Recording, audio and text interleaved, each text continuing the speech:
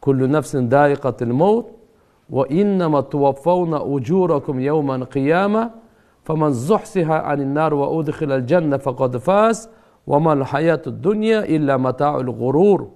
Her bir can sözsüz ölümden damın tatat. Al meyli padişah olsun, kul olsun, paygambar olsun, jönököy adam olsun, musulman olsun, musulman emes olsun, ayırması yok. Bирок экинчи мааниси бар ал.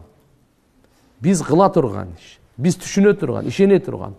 Wa innama tuwaffawna ujurakum yawman qiyama. Силерге бериле турган ажырыңарды толук берилет силерге. Сообу толук берилет, кемчилдиксиз. Силердин сообуңар толук берилет силерге. Качан?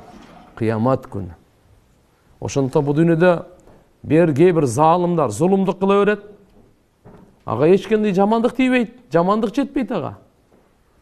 Мунун мааниси зулумдук кыла берсин деген эмес. Анын бардыгы жазылып атат, толугу менен ахиретте алат аны. Залым зулумдуктан токтотсун. Күнөөкөр күнөөсүнөн токтосун.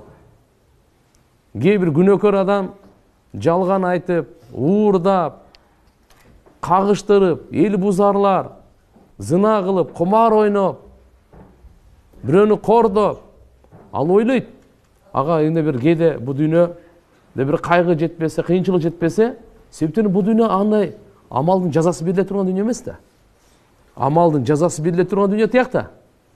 Кээде келет бул дүйнөдө Алла Тааланын бунда да маслихат данышмандыгы бар. Ошон үчүн кээ бирде көрөбүз, жакшы иш кылгандардын кичине абалы сыноодо болот.